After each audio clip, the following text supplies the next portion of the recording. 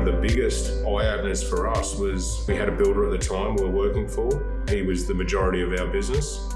Couldn't pay us. Wow. And we're not talking a couple of 100,000, we're talking a lot of 100,000. Last year alone, 300 grand we were taken by different builders, promising you things and just not delivering. You know, there's been some really big highs, but there's been some really big lows. There's been a lot of sleepless nights. What gets you out of it is never losing sight of the end game. I try not to forget what I've learned, and then we implement that. We're definitely a lot wiser. Welcome to Getting to the Heart of Business, brought to you by The Online Co, where we believe the best way to help small and medium businesses grow is by putting people first. I'm James Parnwell, and the two guys you just heard are Alex Nelson and Evan Graham. They're business partners, and along with their life partners, Natalie and Amy, they lead the Limcora Group. It's a large and successful plumbing firm working on everything from major housing estates to high-rise developments. In a decade, Limcora has grown from a little family company of just 6 to more than 60 staff, and today you'll hear how they got there. Jess Caluso is my co-host. G'day, Jess. Hey, James. Tell me, you used to play sport at a reasonably high level. I did, yeah. How did that teamwork dynamic work? Oh, it's interesting. I played a defender. I played field hockey and I played a defender, and there's always sort of a little bit of a funny thing between defenders and attackers.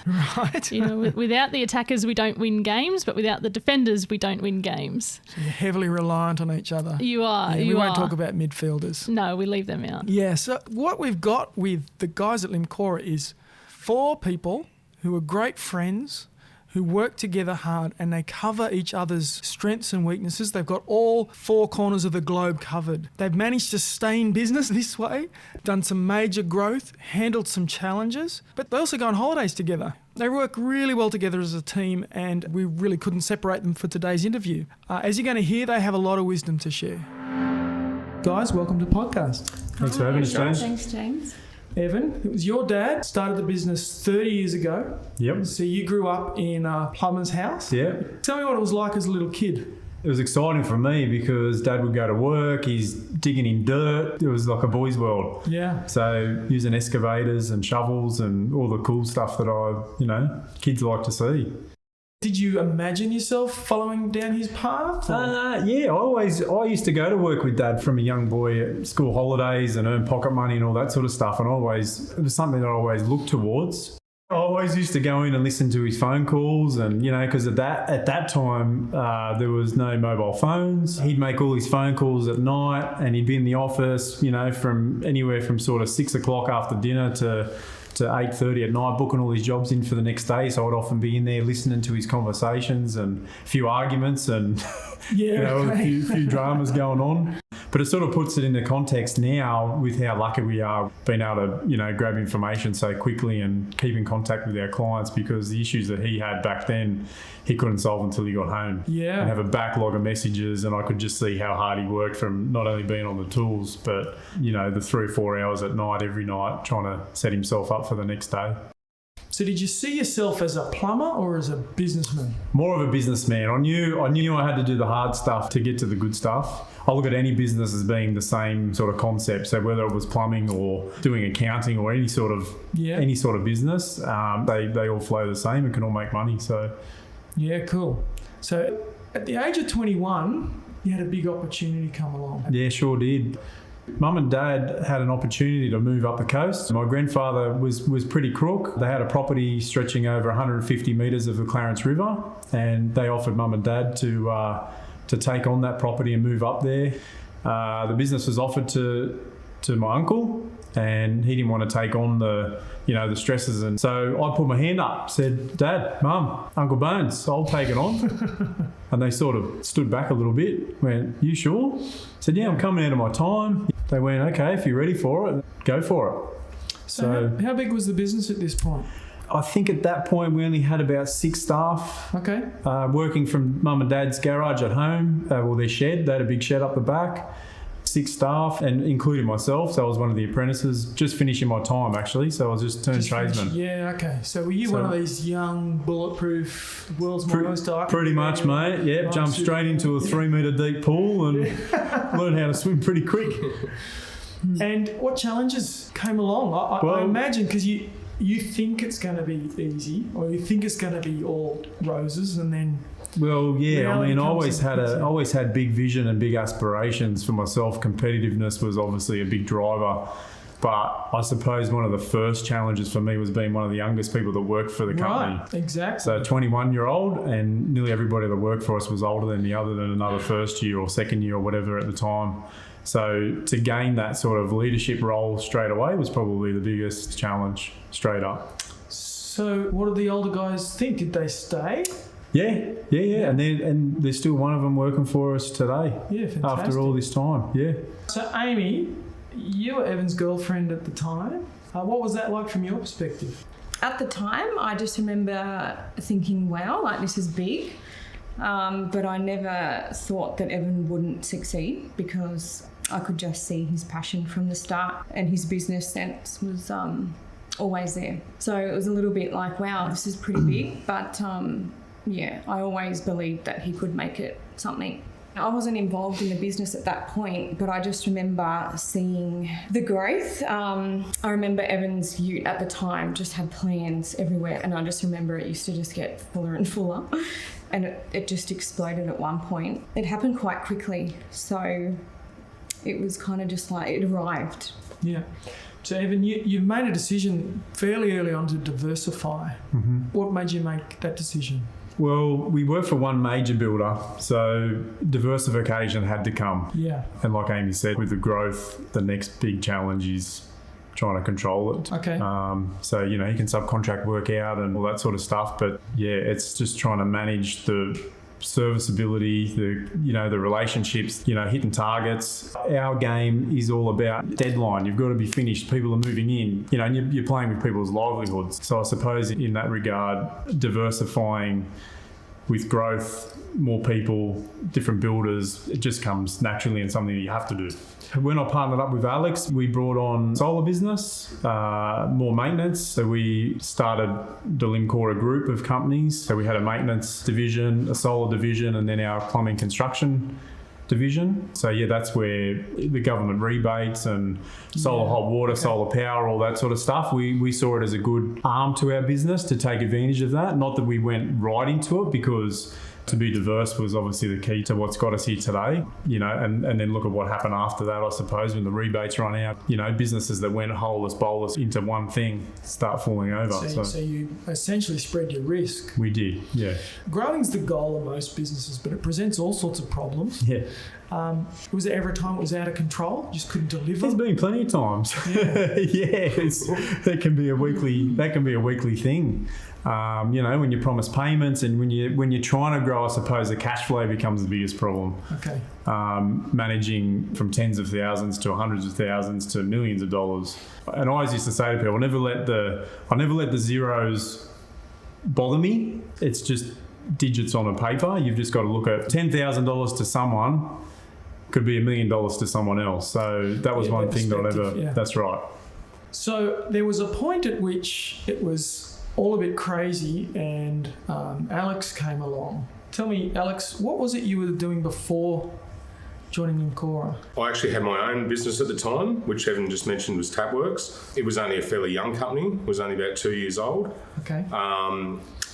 Prior to that, I was actually running a plumbing and drainage company, which gave me a lot of insight into systems, processes, the way to lead, I suppose you could call it a team, in the most efficient way. Yeah, it was about 2 years later from starting my business. I got introduced to Evan and Howard. I was just pricing a bit of work for them and, looking at a couple of jobs together and I suppose helping Evan out with the overflow from his business. Evan approached me to come on board and be a partner within his business. Right, that's quite a leap from supplying some jobs to becoming a partner. What do you think was the driver from your perspective to take that step? I suppose the driver for me was I had a really bad run, I suppose you could call, in life, with injuries and accidents. And for yourself? For myself, yeah. So I fought quite hard there for a couple of years to bring my body back to 100%. Okay. To, I suppose, give me the opportunity one day to be able to go out and start my own business. We all know that 80% of the plumbing trade isn't pushing a pen. A lot of it is hard work and it's hard yakka. I always had in the back of my mind that I knew my body was always going to be a risk long term. It was, I suppose, a great opportunity for me to grow my business within a business quite quickly. So Evan's been working with his dad and his uncle, so he's maybe used to the idea of sharing input and control. But for you, it's now, I've got complete control to, oh, hang on, I've got this other dude. How was that transition? Yeah, look, I mean, I suppose the biggest, the hardest part about the transition was purely coming into a family business. You know, I'm the new guy, not only with the current owners, but also the staff as well. You know, I suppose I had a few challenges. One was being able to gain respect from these guys. Sure. And that had to be done quite quickly. And the other was, I suppose, getting good traction within the business as well. And Traction in terms of sales and new business? Sales, Yeah. and you know, although it was a challenge, it's something that I'd definitely done before and exceeded at. When you're a solo operator, when you then partner with someone else, they're able to carry bits, and often they will carry your weaknesses and you carry their weaknesses. So was there a sense of relief, or this was a bit easier? I wouldn't say easier because of you know, my drive and passion, and I knew where I wanted to be. Yeah, there wasn't a mindset where I was coming into a business where I'd be able to put my feet up. Yeah. So we had goals, we had short-term goals, and we had long-term goals. And I think where the business is at today is a true testament of our goals, you know, almost 11 years ago now. Yeah, So, you set them, and then you can push forward together. Yeah. When you grow, your clients tend to become different the bigger you get. Was there a process of going from maybe being at someone's house and fixing their toilet compared to dealing with a developer and doing multiple houses? And what was that process like? You know, to me, it's all plumbing. So it's basically the same concept on a larger scale. I think the biggest challenge was presenting to these guys why we are better than the next person, being able to get our foot in the door. There's a lot of seasoned companies who've been around for 20, 30 years that were dealing with some of the clientele that we wanted to get into. Yeah. The blue chip customers have the relationship stitched up. So it was hard for us to break through that. Yeah. So how did you do that? Time. Yeah. Keep doing what we're doing. Yeah. Keep bettering ourselves. You know, keep servicing the current clients that we had to then tap into the blue chips. And a lot of it was word of mouth. So we'd do one project for one person, you know, and absolutely wrapped with the way the project turned out. It was just word of mouth, and all of a sudden we're, you know, attracting people left, right and centre. Probably a big thing for us that I can probably say is our core flute signs. Right. We were known for our core flutes. So we had jobs all over everywhere. Sydney. We'd put core flutes on there and people would be driving past going, oh, I saw your sign. Yeah. Yeah. You know, truck sign written, all that sort of stuff. And then the more jobs we had, the more core flutes out there, the more people were talking about us. So how many staff do you have these days? 60? 65. Yeah. Okay. Yeah. Cool. So you're 10 times larger in terms of staff than back in the day. That's not 10 times the complexity. That's more like 100 times the complexity. Yes. Like Yeah, you got that everybody right. deals with it. It gets really complicated. And 2 states as well. Yeah. Right. Okay, you've got distance. Thankfully, you haven't got time zones. You're in Tassie, Florida. So. Yeah. Tell me about the complexity of dealing with staff. Okay, so when people ask me what's your biggest challenge in business, I say it's people. Yeah. So different personalities, different ways you've got to speak to them. We always joke that you've got to be the mum, the dad, the brother, the sister, Yeah. the uncle, the Dr. Phil. you know, Dr. Phil. like, you know, and you know, we say to these young kids, like, we're actually spending more time with these people than their own family. Yeah. So it does become an integral part of what we do every day and how we approach and how we have a relationship with our staff. Like, we've had a turnover with some staff that couldn't see the vision, that weren't on the bus. Yeah. And, you know, the ones that are have really come through solid for us. Yeah, we're 100% confident in the team we've got now. Yeah, and there's a sense that if they're not on the bus, or they don't fit the bus, so to speak, it's better for them to go somewhere where they do fit, and it's better for you. And we've had a lot of guys come back. A lot of people that didn't see the grass isn't greener. the old grass isn't greener. Yeah. So we've had guys go and come and go and come. You know, and we've been graceful over that period as well with bringing guys back, because we often get asked, why have you got him back?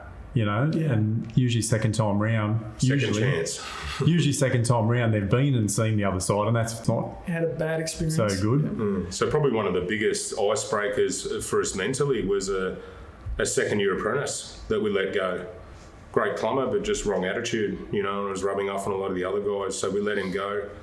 And, he came back to us. It was actually his father that called us saying, look, can you guys give him a second chance? Put him back on 3 weeks later. And as of this day, he's our head tradesman.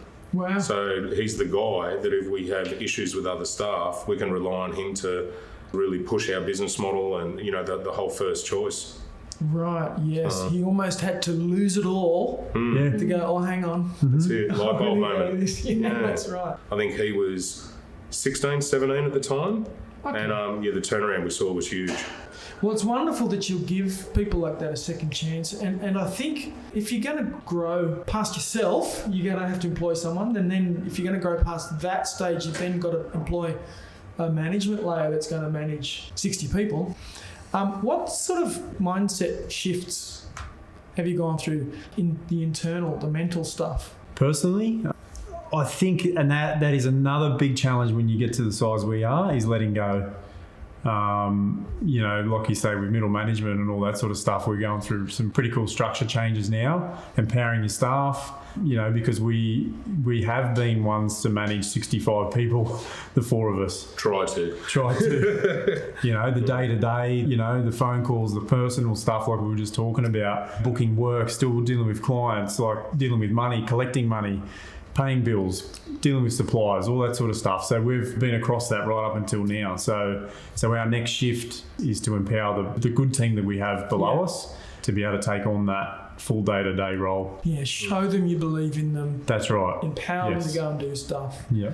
Back them when things go wrong. That's right. Yeah. And let them grow to replace you, hold the weight for you. That's right. Yep. I think some of the best medicine for your staff is letting them grow and then letting them fall and seeing how they fall and letting them pick themselves back up. I know with our staff, if somebody makes a mistake and they come to us and they're honest and we go, "You're awesome, thank you." I'll tell you what. Softens aren't you the blow. supposed to be firing me, sacking me, doing something bad? So you're like, no, you've been honest with me. You've admitted there's a problem and we can fix it. Goes a long way. That's gold. That's right. I talk to business owners every day about their marketing, and the consistent feedback is that they feel lost in the digital marketing world. Usually, they've got someone to have a go at some SEO, Google Ads or social media, but they often don't know what work is even being done, and they can't see any results. This is where our team and I can help with our digital marketing playbook. Over the past 10 years, we've designed a process to help you achieve your business goals by speaking to the right people at the right time with the right message. We analyse your competitors, create the unique voice you should use in the marketplace, map out your customer's path to purchase, and then create expert search, social media and nurture strategies to attract the right people to your business. This is all underpinned by our belief that the best digital marketing puts people first.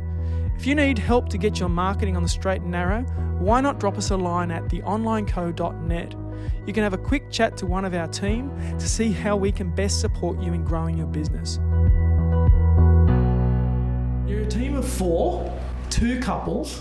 April and I work in the business as well, and we often tell people, we run the business together, and they go, what? How do you do that? We're like, well, that's clearly defined roles. She knows what she does and I do what I do, and that works. But in this case, you've got 2 couples. How do you manage between the 4 of you, and how do you divide up the responsibilities? Yeah, I think it really comes down to each of us knowing what our roles are. So we're always going to cross paths, I suppose. It's the nature of the beast. But, and also having a clear line of communication between us all too. I think that's definitely one of the keys. Yeah, major. Because there's really no book for that. There's no manual. So I think we really, within the 4 of us, have highlighted each other's strengths. Our little group chat is called the Awesome Foursome. We're often texting in the group chat, catching up. Yeah, it works well. Yeah. For me personally, I suppose working with the wife. Yeah. One of the biggest challenges for me has been being able to try and leave work at work. So being able to come home and to switch off at some point. There were a few years there, obviously, growing the business where had just become out of control, and you weren't letting go when you got home, and that would create other personal issues, not only with your wife but with your kids and that too. Stop talking about work, Dad. or just being so deep in thought that you're not hearing conversations and. Yeah, so that's definitely been a challenge for me, but something I've really, worked hard to get a hold of. Yeah, so. you're really hitting on something that pops up a lot in these conversations, Alex, and it's family and your work-life balance. Mm-hmm. Yeah. Because I guess it's easy to be successful and, ignore your kids, have nothing to do with them. Just work hard. Just 15, 16 hours a day, don't have weekends. But then you lose your kids, right? And lots of people get that out of balance. How do you find that balance? Yeah, just try and interact, I suppose, a bit more with the kids and when I get home. And, it's more about, I suppose, their day than my day. Great. I do a lot with, my kids and their sport and everything like that. So Evan and Amy, you've obviously had kids along the way, and I believe there's a story, Amy, when you were pregnant with your very first a business, Crossroads at that point. Yeah, so I was pregnant with Mia and about to go on maternity leave, and at that point Evan was just working, and I was in another job at the time, and Evan couldn't even have a day off. The phone was just non-stop, so it was at that point that I think Evan realised having a family, we would need to get help. So that's when I met Alex for the first time. I was heavily pregnant, and then it just went on from there. But it was really important that, I guess, we made that decision because, having your first child is quite a daunting time. And then to be running a business and having it all on your shoulders as well. Yeah, Evan just knew that he couldn't do it all. Yeah, so, having kids fundamentally changes who you are, I think. Straight away. Yeah, and if you don't Can't look give it after back. them, they're going to die. It then often changes your perspective about your career and you start to shift. And in saying that too, going back to the whole balancing is we've been able to be at our kids' school awards, carnivals, all that sort of stuff. So having each other, we've been able to go on holidays and, do all the family stuff to reset. The big benefit. It's only been last year that we went away together. We did a trip to Canada as an end-of-year goal that we set at the start of the year. Awesome. So we did a trip as two families and we were away for a month from the business and everything ran pretty smooth all the way. So that was like the first... it's 60 staff. That was the first real tester for us after 11 years to be away together at the same time. Yeah. So, fantastic. It's a real litmus test. My coach once said, you know how your business is going if you can go away for 4 weeks. 4 weeks is the number. Yeah. Come back and the place hasn't burned to the ground. Yeah, that's right. Yeah. So Natalie, you've been along this whole journey as well. From your perspective, how was it when Alex came into Limcora? It was exciting. Obviously, it was a big opportunity at the time and a little bit daunting at the same time because it seemed too good to be true, I guess, being asked to come into a successful business already. But I can remember it being exciting and like a big opportunity for us to be successful and move forward in life. What's your role in the business these days? So at the moment, I'm doing accounts payable and receivables. Right, and you say that very politely and humbly, but I imagine with all the jobs running around, that's a big deal. Yeah, it's a big deal. Yeah. Like cash flow is like the lifeblood of the business. Yeah. We'll call her the CFO, mate, all right? We'll put it out there. Yeah, okay, CFO, done. Very important piece. So April looks after that for us as well, and I don't know where it'd be without her making sure the money's coming in, people are getting paid, and it's everything's working. How do you feel you've grown over the years? I've grown a lot. I used to be a vet nurse, so it's a very different environment. And learning how to work in an office environment and manage people on different levels, it's been a huge learning curve for me. But yeah, I like what I do, so that's good. Wake up in the morning and happy to go to work? Not every day. But, when you pull it apart, I actually do like what I'm doing. Yeah, great. But yeah, it's very stressful. Yeah, but that's for all of us. We kind of all share the load, even though we have our own job roles. We all share that kind of stress, and I think that's why we're all still thriving, because we share the load. It's not just all on one person or one couple. So, yeah. Yeah, and that's so important. I mean, if you imagine the business as being like a big weight, 200 kilo block, if you all pick it up together, it's heavy, but you can handle it. If one person's not holding their end, all of a sudden there's and problems. I think that's why we're all still friends and married, because we all share the load and it's not just on one person. And we can move it forward. Move it forward together. Yeah. Amy, what's your role in the business? So I look after all the HR at the moment. Okay. So I do all the employee contracts, training, payroll, super payments, tax payments, forecasting, like shutdown, leave. Yeah. Projects. Yeah, I do some projects, website with all the social media stuff. Tell me, how do you juggle life? I've always been a good multitasker, even as a young kid. I had so much on the go. It's the same to this day. So I think I've been blessed with that ability to be all over stuff. But sometimes it's hard. I used to just take calls all the time, but now I try not to do that. If the kids are in the car, I'm being mindful of, I guess, setting boundaries so the girls aren't constantly exposed to Limcora. There have been times where it's been too much. Like, I've pretty much not taken maternity leave throughout the last 11 years. Right. I've worked from home, which has been great, but, I haven't really had time. I guess I've had to learn pretty quickly how to use my time wisely. Yeah. There's late nights, early mornings to try and fit it all in, but I've just been able to make it work.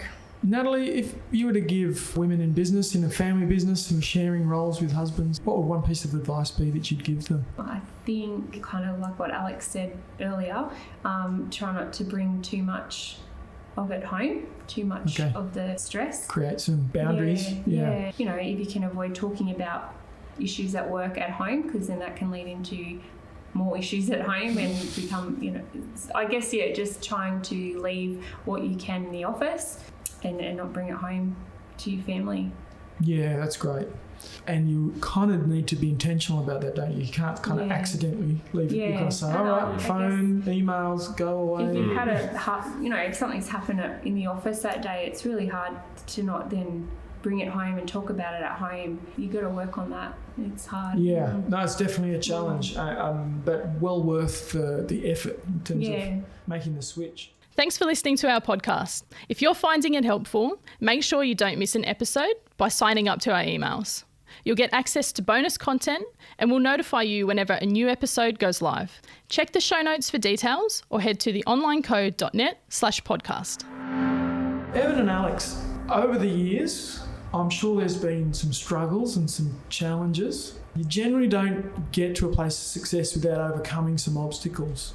Can you guys think of a story or a time that would be worth sharing with listeners to encourage them to say, hey, it's not all roses. The thing you're going through is normal? Yeah, look, there's definitely been some, there's been some really big highs, but there's been some really big lows. Yeah. And I think that's what running a business is. It's the roller coaster.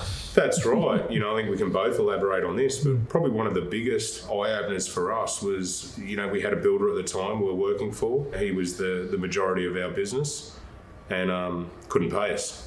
Wow. So, and we're not talking a couple of 100,000, we're talking a lot of 100,000. Great. So, fantastic. Ev can probably elaborate a bit more on that. Yeah, and last year alone, there was, I think, 300 grand we were taken by different builders. There was probably 4 or 5. People promising you things and all that sort of stuff and just not delivering, getting you to finish jobs and promise I'm going to pay you, So obviously that can create pressure straight away between, who has a relationship there, whose fault is it? You want to take blame yourself straight away if it's your guy or whatever. But, I suppose collectively it's, we'll go back to communication. Yeah, we're all in it together. Talking about it together, putting it out on the table, Solve it together. Yep, that's it. How do the stress levels go when those sorts of things occur? Are you losing sleep? Are you...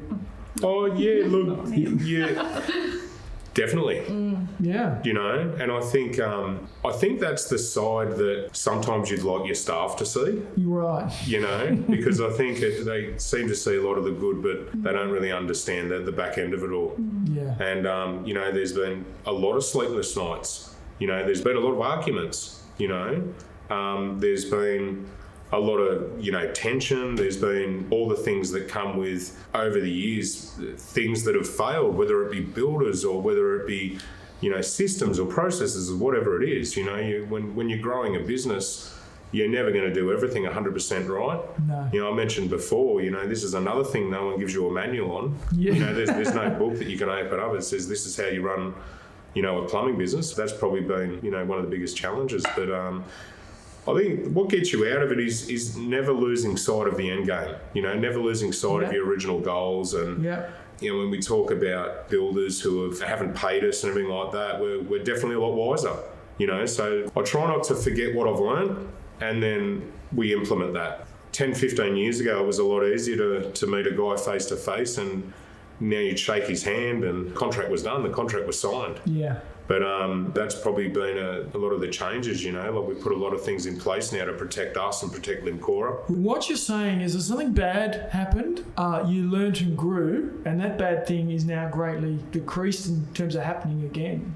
Yeah, 100%. We looked at a lot of our systems again, contracts and progress payment schedules. We looked at a whole range of different things within the business to protect us. The other thing we've put in the last couple of years is being able to do background checks before we commit to working. Credit checks. Yeah, credit checks and that, before we commit to work with a new builder.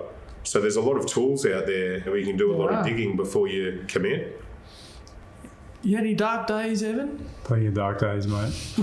I suppose with the business growth, and we talk about plenty of stress, and one of the things that I turned to back in the early days was alcohol. Drinking a lot in the afternoon, that was like my wind down, 6 or 7 beers, I thought it was normal. It took me into a very dark place, So my personal growth, I suppose, in the last 10 years has changed my life from where I have come from too. Right. So a health journey. Health journey as well, yeah. The food you eat, the drinks you drink, the exercise you do, your sleep routines, That's all right. these things. Yep. I mean, it sounds so obvious, right? But if your body's working well, you're going to do good work. Well, your mind's working well. Yeah, isn't exactly. it? Yeah. Your mind actually sits in a body, and if you're feeding it bad stuff all the time. Alex, tell me why business? What's the why? For some people, it's the thrill of the chase. For other people, it's family. Why? Yeah, look, I think there's a massive stigma in Australian business to always be better, and to always have that goal and to always have that nice house and the nice cars and whatever it is.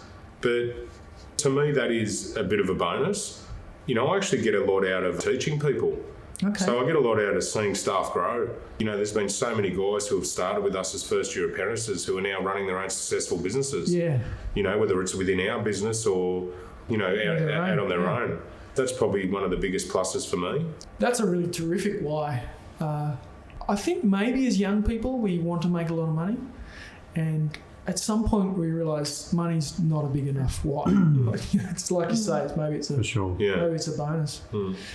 What about you, Evan? Why? I'm much the same, man. We're very people orientated here in this business. From the very beginning, and we say this to the guys, we've never taken a dividend out of Limcora to date. We've always reinvested into our people, into plant and equipment systems and all that sort of stuff. And I feel that we've got a responsibility to breed the next tradesman, the next gun plumber. Yeah, 100%. This industry is growing. The skilled trades are becoming less. So I suppose that we've got a bit of a right in our own minds to be able to create a bit of a legacy and, keep creating the next gun tradesman. Yeah, that's terrific. Alex and Nat, Evan and Amy, thank you for joining us on the podcast. No worries. Thanks, James. All good. Thanks, James. Well, that was the team from Limcora. I really enjoyed catching up with these guys. I loved seeing the dynamic and how they all have these complementary strengths that help each other. Tell me, Jess, what did you get from that interview? Wasn't that just a great interview? I think one of the main standouts for me was they're just so humble and so genuine. Yeah, They're the that's sort of people I think I'd really like to sit down and have a coffee with them sometime and keep asking them more questions. Yeah. About business, and as we sort of heard, they've covered off sort of all areas of the globe in what they do, and and how they still manage to work together, and they've set really good boundaries, not only with each other, but also in their personal lives. The other thing that I took away from the interview was when Evan spoke about his greatest challenge, and he said the greatest challenge in business is people. Yeah. I think he hit the nail on the head there. That's for I sure. think a lot of business owners would agree with that managing people and their emotions and their personalities, which we're all entitled to have. Yes. So Evan identifying that, people are the greatest challenge in business is just really transparent and genuine and honest of him. And they also identified that training and developing people is their greatest thing. It's like the yin and the yang of growing a business. Coming up next week, an interview that's definitely our most emotional yet. I had a chance to chat with Kirsty Ferrugia. She's a professional organiser and one of the hosts of the well-known podcast, The Art of Decluttering. My interview with Kirsty was full of surprises, including quite a few tears. She opened up about how running a business has been one of the toughest things she's ever done, but also one of the most rewarding. And she had some really insightful advice for listeners about how to declutter your business, both mentally and in a practical sense too. You don't want to miss it. This episode of Getting to the Heart of Business was brought to you by The Online Co. Produced by Claire Bruce, music by Harry Parnwell. You can find us at theonlineco.net.